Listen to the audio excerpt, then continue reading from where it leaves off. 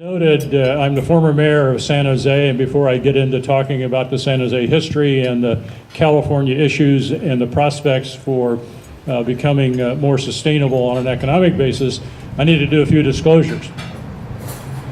First, I'm a Democrat. I'm a Kennedy Democrat, and that's John, not Teddy.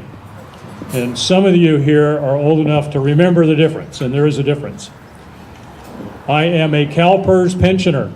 I get a check every month from CalPERS based on my 14 years of service in office in San Jose. I want to make sure I get every penny that I've earned. And I want to make sure that every other CalPERS pensioner gets every penny that they've earned, and all the CalSTRS pensioners get every penny that they've earned. And that's why I'm involved in the pension reform efforts around California. During the time I was mayor, I went to the ballot 5 times with tax measures. So I'm not opposed to raising taxes. I also went to the ballot 4 times with pension reform measures. Now, one of them made the national news in 2012 because I'm a Democrat mayor in a Democrat city, in a Democrat county, in a Democrat state, a deep blue state at that. And yet, when we went to the voters with our pension reform measure, we got a nearly 70% yes vote.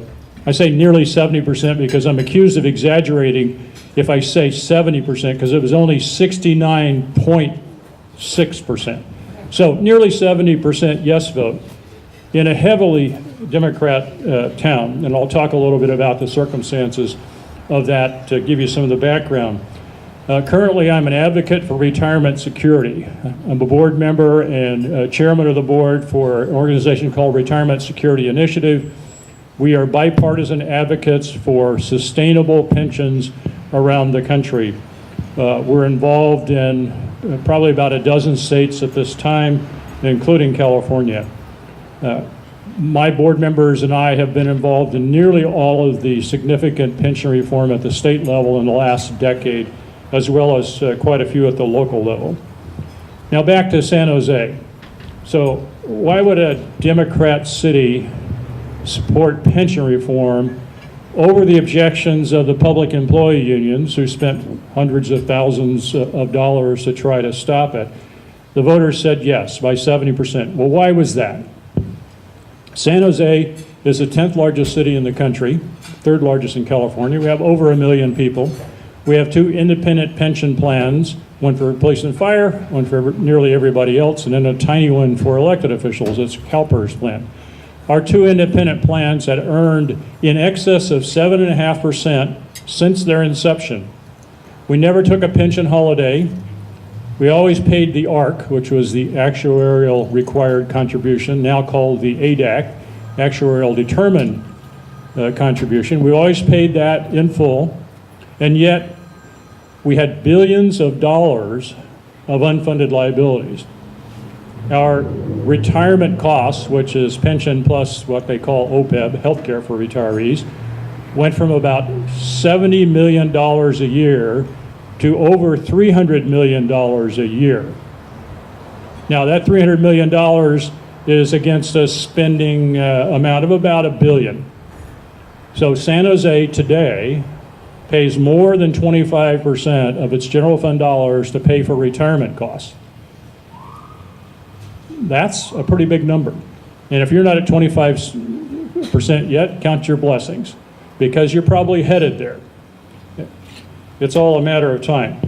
So we took the issue to the voters because we decided that the fight to do pension reform was necessary and the alternative was worse. The alternative was doing nothing and let the city continue to slide into insolvency. During the 10 years leading up to our pension reform ballot measure, we had 10 years of cutting services every year to balance the budget. The year before we did our pension reform, we had a shortfall in our general fund, which is, that's where all the action is, that's where the services are provided. A shortfall in our general fund of $115 million, and our general fund spending was $800 million. And that was the 10th year in a row of shortfalls. So we decided that if we did nothing, we would be insolvent Certainly on a service delivery model, we'd be insolvent. During that 10-year period, we went from 7,400 employees to 5,400 employees. There was no department in the city that didn't take a hit. Now, that's true even though the spending was going up, because we were cutting employees to balance the budget. The cost per employee was going up dramatically, which meant we're going to have less of them.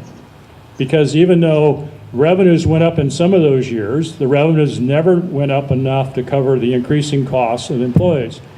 And those costs are driven primarily by skyrocketing retirement costs. And so in 2011, we decided enough is enough. We're going to take on the fight.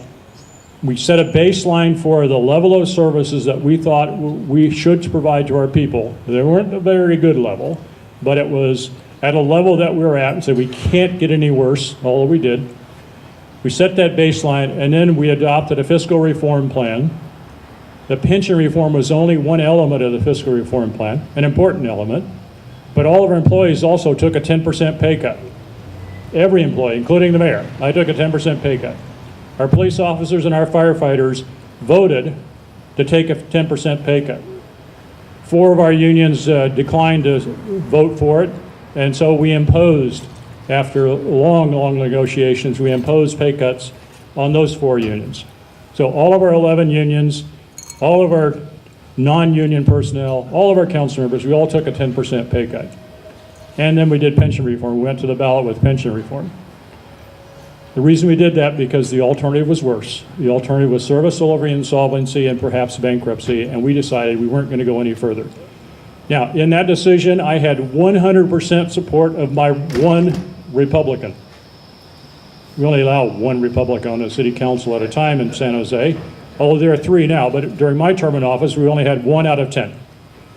And so I had half of the Democrats, my one Republican, and myself, because I got 1 vote as a member of the city council, and that was a majority to do the things we needed to do. And the Democrats supported it because the alternative was worse. We were crowding out services, we were cutting services in every department. We laid off police officers, we laid off firefighters. Now, when you start laying off police officers, you know you've pretty much reached the end of the road for what you can do with cuts. There's a limit. You can't cut your way out of this problem. And so we decided we had to take it on, and that's what we did. So that's the San Jose story. We talk a little bit about California, CalPERS and CalSTRS. Most of the people in California are in either CalPERS or CalSTRS. There's a couple of dozen counties that have county plans called 37 Act plans. There's a couple of dozen big cities like San Jose that have independent plans. But most people are in CalPERS and CalSTRS. If you look at what's happened in CalPERS and CalSTRS, now CalPERS is the biggest public employee pension plan in the country. CalSTRS is probably the second largest, but it's certainly the largest teacher plan in the country. These are the biggest, the best, the smartest, the most sophisticated at everything. Just read their materials, you'll realize that. But yet, since 1999, CalPERS and CalSTRS have run negative year after year after year, running up a pension debt both in excess of $100 billion. Now that's 17, 18 years of failure, depending upon how you count it. That's a lot of failure. And so running up that pension debt is now driving the costs up because somehow we got to pay down that pension debt.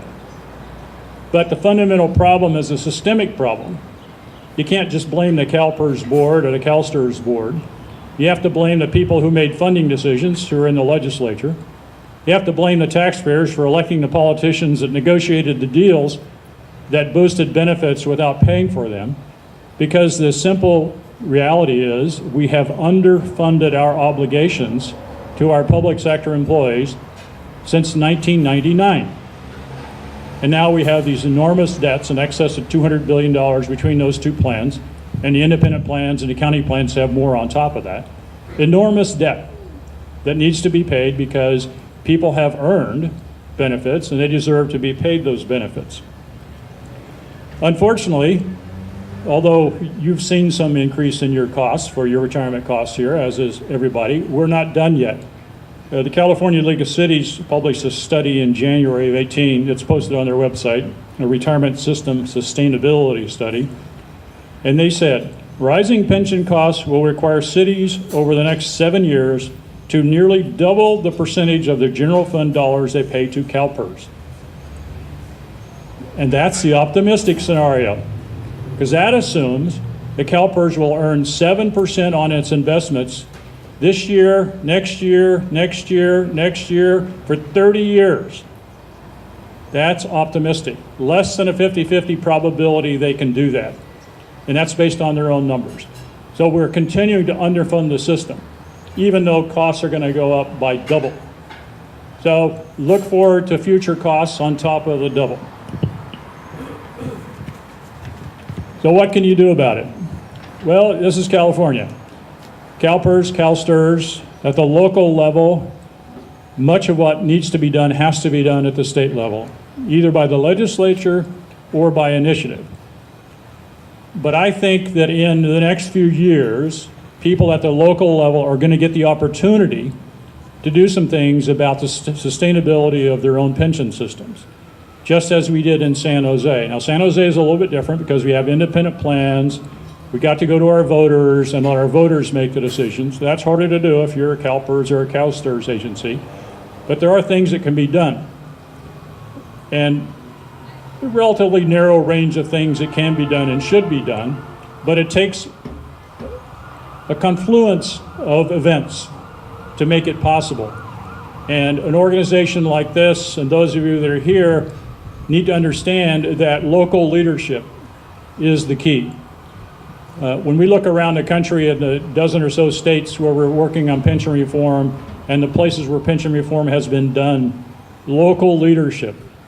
Now, in some cases that's legislative leaders at the state level, sometimes it's mayors, sometimes it's other people in elected office, but leadership is key.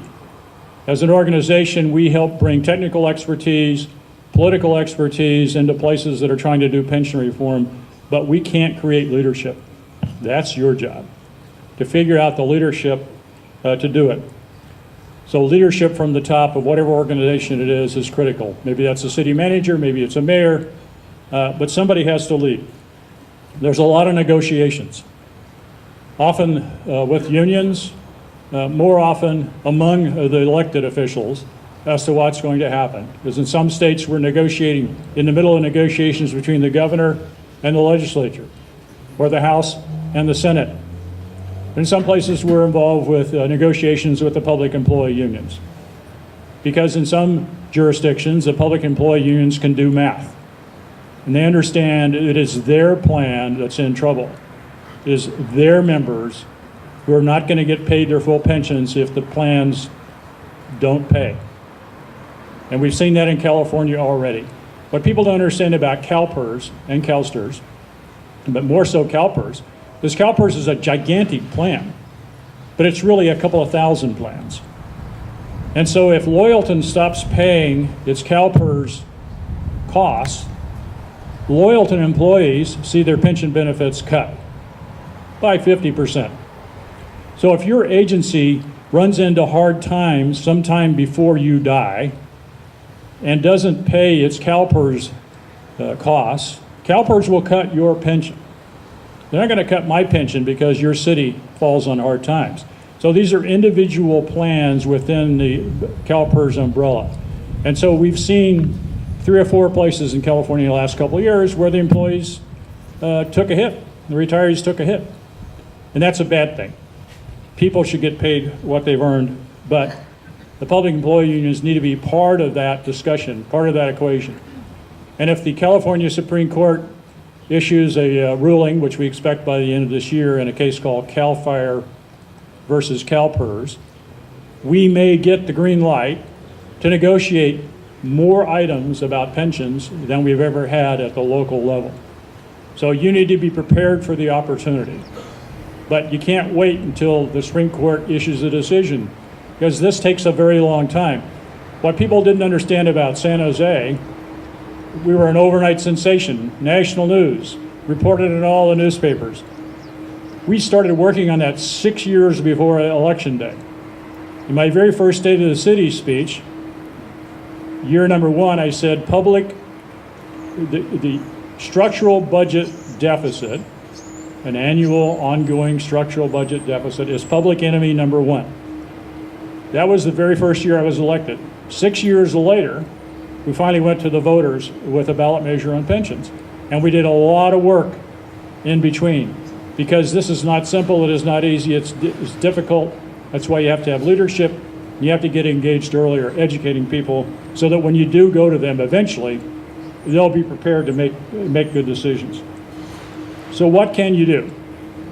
Well, first, you can do nothing. That's a very popular approach. Many of our leaders in public employee unions in California think that's sufficient, that 17 years of failure at CalPERS and CalSTRS is nothing to worry about. So you can do nothing and hope for the best. Don't worry, be happy.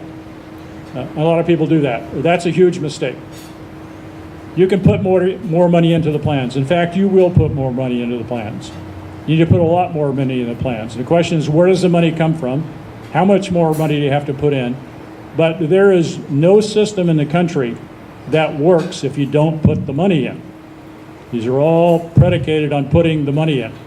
So you're going to put more money in. The question is how you manage it. So you can cut services. You're all familiar with that. You can raise taxes. Maybe in Kern County you don't ever raise taxes, but in the Bay Area we raise taxes a lot. So cut services, raise taxes. But eventually you reach a point where you decide we can't cut services anymore, we can't raise taxes anymore, or you choose not to for philosophical reasons. And what's the alternative? Pension reform. Look at your retirement benefits and do something about the rising costs. You can negotiate for your employees to pay more. That's a very common thing that has been done in California. And you don't have to wait for the California Supreme Court to tell you you can do that. In many cases, it's an opportunity today to get the employees to pay more. There's still places where employees aren't paying their share. You can reduce pay. Ultimately, all the money comes out of the same pot, whether it's salary or pension or health care. It all comes out of the same pot. And if you can't afford to pay your employees more, you may be in a situation like San Jose where we had to reduce the pay so we could afford to pay for the retirement benefits. Our retirement benefits costs have continued to go up. Even though our employees took a 10% pay cut, we used those savings to help fund the benefits. And that's something you can do. Or you can do pension reform. Now, pension reform, the technical side, the design of the plans, that's easy. I got a couple of people that work with me. Give us an hour, tell us what you want, and we can give you a plan to do that. That's been done in other cities or other states. The technical work is complicated, but it's not hard. The really difficult part is on the political side. And that's true whether it's a red state or a blue state, whether you have strong employee unions or no employee unions. It is still hard because you're affecting the lives of people that work for you. You're affecting the lives of people that are public servants. You're affecting the lives of your taxpayers, and there is no simple or easy answer. You have to kind of work on well, what's least unfair? Or what will do the least harm? Because there is no solution that's fair to everybody. People have expectations that aren't going to be met. Taxpayers have needs that aren't going to be met. So that's why it's difficult politically. And it doesn't matter whether the governor is a Republican or a Democrat, or the legislature is a Republican or a Democrat. It's hard. It has not been easy anywhere. Arizona was probably the easiest one because the public safety employee unions at the state level decided they were in trouble. They knew they were in trouble, and they engaged in the beginning. And after 105 meetings and negotiating sessions, we had a bill that got passed by the legislature, signed by the governor, put in front of the voters to amend their constitution. And we did that 2 years ago, and we have 2 more going in this fall. That was the easy one. That only took about 4 years. The hard ones take longer. And you'll probably do it more than once. because it's so difficult that you get what you can get, what's politically possible. You do that knowing that you're probably not going to solve the problem completely because it's really, really difficult to solve it in one swoop. Where to start? I suggest you start with broad principles, a community task force, broad engagement to decide what are the principles on which you want your employees to work. How much retirement should they have? Should they have, what percentage of income should they have in their retirement? How many years should they work? Philosophically, what are the principles? You know, do you want to keep a defined benefit plan? Do you want to have a defined contribution plan? Do you want to have something in the middle like a cash balance plan? You get into those details, but first you have to decide, what do you think is fair? Do you think it's fair that people make more in retirement than they do while they're working? Most people think that's unfair. Do you think it's fair to cut people's pension benefits after they've already retired and the city runs out of money? Most people think that's unfair. So there's a lot of unfairness. And probably the least unfair alternative is doing things that affects the expectation of your current employees. Because while doing something that affects new employees is certainly fair, relatively speaking, it also doesn't save you any money. It doesn't do anything about your unfunded liabilities, doesn't do anything about the pension debt, except maybe help you pay for it. And so you come back to having to deal with your current employees, and that's hard. These are good people doing good jobs that you really value, and some of you may value some over others, but nevertheless, it's difficult to do things that affect their expectations. But that's pretty much what you have to do. But if you establish the broad principles and get a broad community engagement, that is the basis on which you then move forward. Having established the principles, say, well, okay, now how do we implement those? What does it take to get to a sustainable pension plan? What is sustainable? And what does it take to get there? And you work your way through that. And in that whole process, you educate your electorate, you educate your people because you try to engage them in a political process.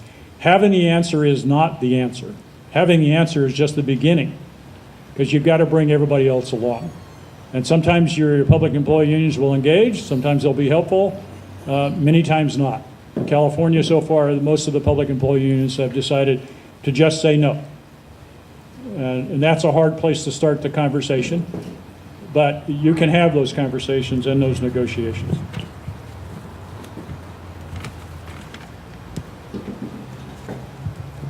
One of the things that was mentioned earlier, your transparency effort and your sustainability efforts. So transparency is an important part of what I call preparing the community for fiscal reforms. Because if the community doesn't understand what you do, the community doesn't understand your problems, the community doesn't trust your budget, if they don't trust your numbers, they're not going to be supportive when you ask them to do something that's difficult. And what's not widely known about San Jose, in that 6 years leading up to our pension reform ballot measure, we did 80, probably more than 80, but round numbers 80 fiscal, transparency, and open government reforms, which laid the groundwork so that when we went to the voters, they trusted us. They believed our numbers. No, not everybody believed us, but the electorate did. That's why we got a 70% yes vote. So some simple things we did out of the 80. Some of them are pretty complicated. One of the simple things, my favorite thing, is in California, you all know about the Brown Act. You got to give people notice before you do something that affects them. Before your city council approves something, you got to give people notice. 72 hours. So that means on Friday at 5 o'clock, you can publish the agenda for your meeting on Tuesday, and at 2 o'clock on Tuesday, you can vote.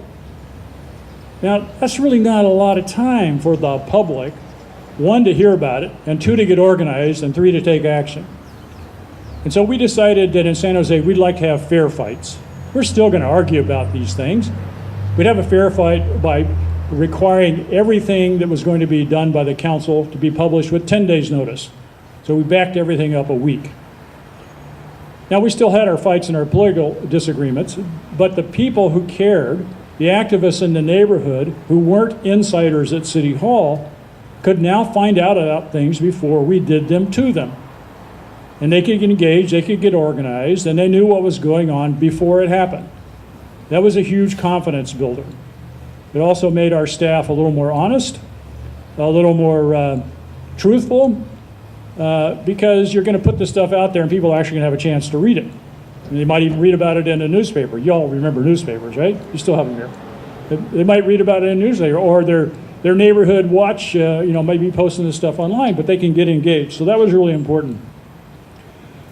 So that meant that union contracts, for one, that has to get approved by the council, were posted 10 days before the council meeting, not 3 days before the council meeting, which gave people a chance to review them, because the way it worked in San Jose, and I know it works this way in other places, we're negotiating, all in secret.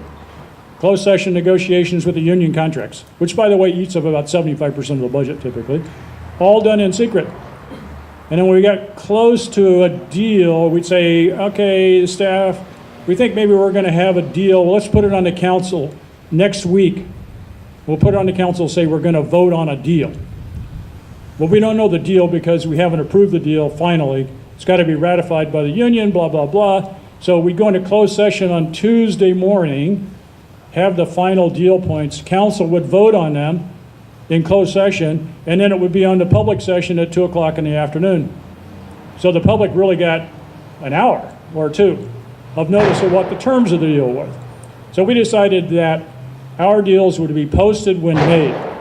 Whatever offer the union might put on the table, whatever offer we might put on the table, would be posted online whenever they were made. So the taxpayers could watch it as we piled money on the table or whatever we did. They could see what was going on and they could get engaged if they wanted to. Again, a confidence building device. And then the other thing we did is something that everybody can do.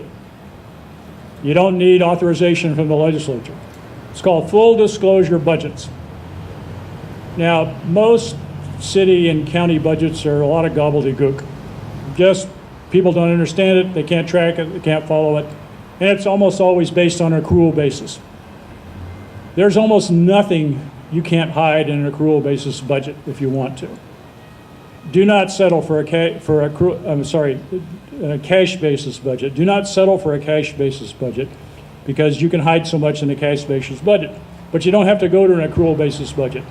Do a full disclosure budget, which is not only do you talk about the things you are funding, you talk about the things you are not funding. You talk about how much the infrastructure backlog is. You talk about how much the pension debt is. You talk about how much the increase is going to be to cover your pension costs. Talk about how much it would cost every year just to keep the streets in the same condition they're in. And all of that's in the budget documents, in plain language, plain terms that people can understand. And then you work those issues in the community meetings and the budget discussions so that people understand the reason your community center is closed is because we had to put more money into our retirement systems. Now in San Jose, it was an easy sell because we had 4 libraries, brand new libraries built with bond funds that we had fences around and locks on. Why didn't we open those libraries? Because we didn't have the money. We spent it on other things. Spent it on higher priorities, public safety and other higher priorities.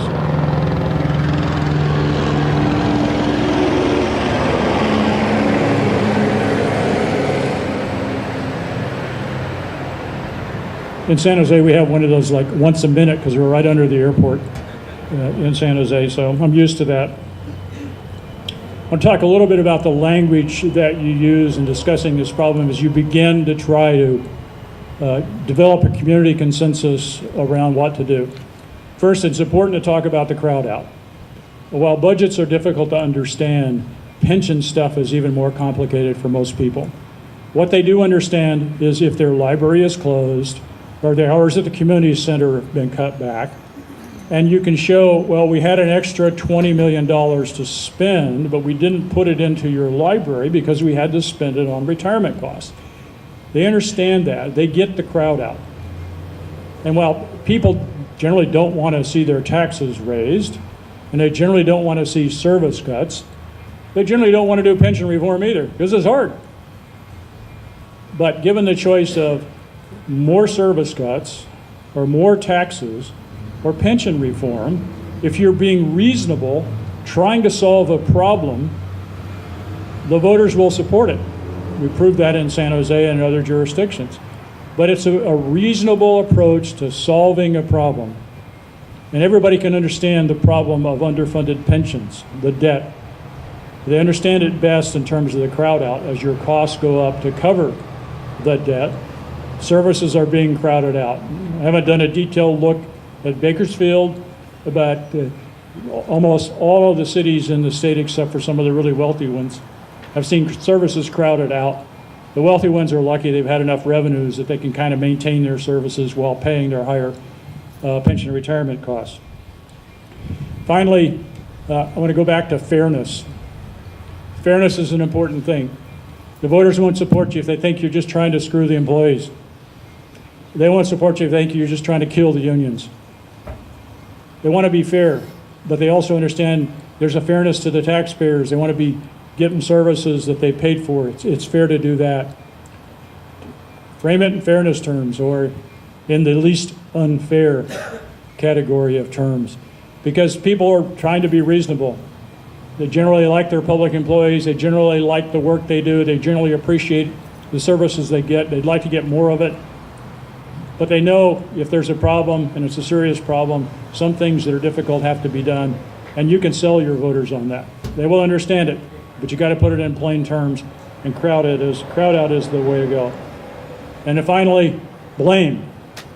Everybody wants to talk about blame. There's so much blame to go around.